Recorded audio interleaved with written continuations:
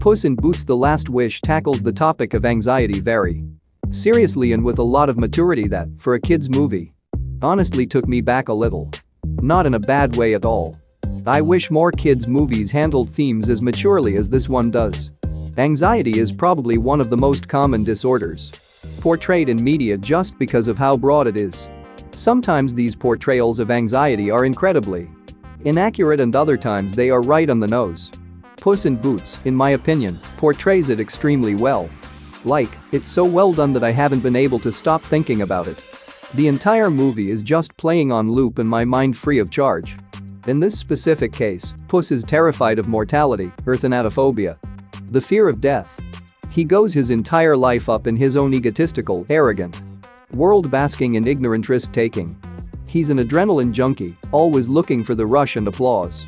So when he's finally hit in the face, 144, or I guess slashed in the face, by the fact that he is not invincible and that death can catch up to him, it seeps into his skin unwelcoming.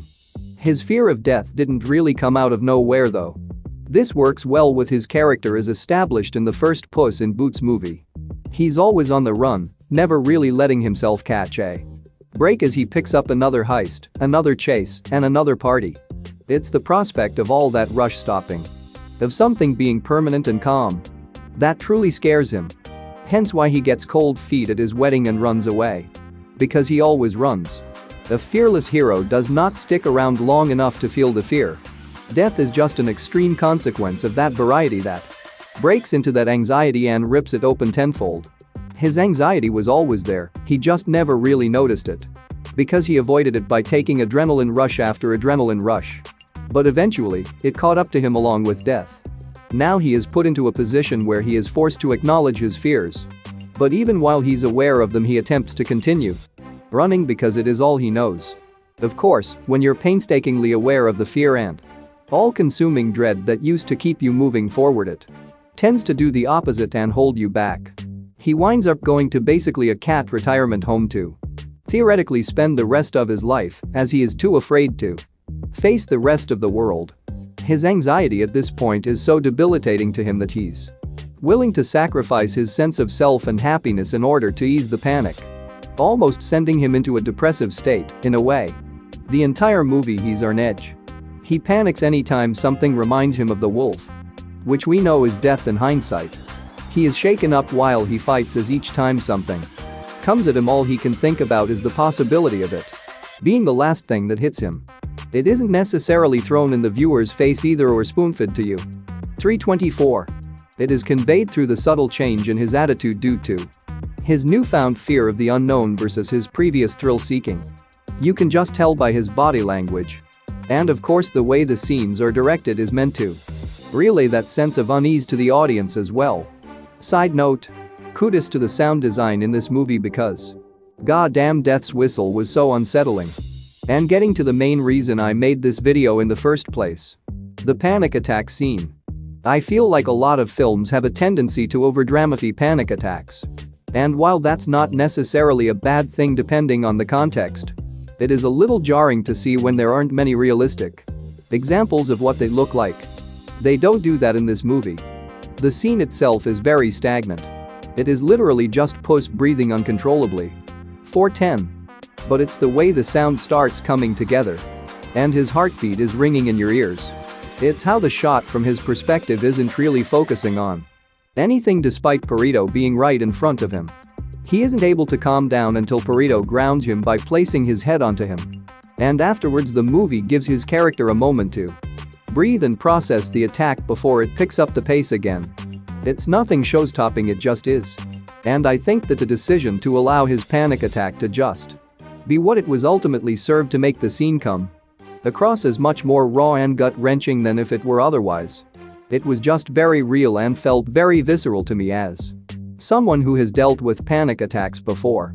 There's something to be said about the art of simplicity and the direction took to depict that those feelings of anxiety are certainly real but aren't as big as they feel in the moment.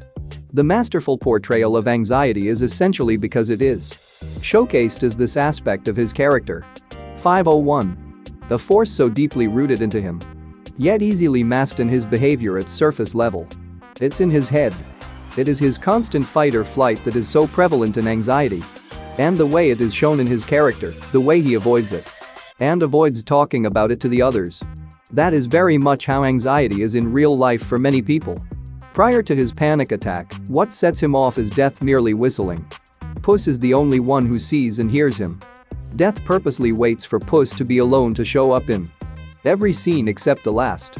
I'd also assume the laws of the universe wouldn't apply to the literal embodiment of Death either, which is why no one else is able to hear the whistle in this moment. In this specific scene, he doesn't actually pursue a chase with Puss. He merely reminds him that he is always watching, always waiting. And all it takes is one moment for him to strike. It is that bone-killing reminder of mortality that sends Puss off the edge and has him running. The way the movie has him manage his anxiety is very grounded in reality. After the climax of all of the stress catches up to him, he talks it out and begins to tackle his fears slowly, one step at a time. Starting with apologizing to Kitty and opening up about his anxiety. Or at least some of it with her. And it helps him regain control of his life again little by little. Of course, the most daunting of his fears is the one that's the hardest for him to grapple, his fear of dying. Running away from his fear of death is what ruins the trust he had rebuilt in his relationship with Kitty over the course of the movie. As his judgment is once again clouded by the desperation to escape reality. Ultimately, he attempts to open up to Kitty in a moment of desperation. But his hesitance to be wholeheartedly upfront and honest. 635. Prior makes it difficult for Kitty to trust his words will align with his actions, especially considering that he is still actively cowering away. He continues to run from this problem. Terrified of the unknown that would come with accepting that he isn't invincible. That he can be hurt. Until Perito gets through to him that life is worth something. Because of the comforts in it, not because of the dangers. Puss has found himself relishing glory in. Thematically, this film is about conquering your fears. The only way to conquer anxiety, disordered or not, is to face your fears in the face. It's not easy, and it is certainly much more simple when the concept of your fear is embodied in a personification that you can physically fight, but the execution of this message is what really matters here, not the logistics of it. Puss allows himself to accept the fact that death is inevitable in life despite the fear he feels and that he can't run from it forever, but he keeps fighting for the life he has and won't let fear stop him from enjoying what he has in the moment. He isn't going to run away anymore. By choosing to challenge his anxiety, not run from it, he becomes something even better than a fearless hero. That is, a brave hero. And that's enough for Death to leave him be until it is truly his time to go.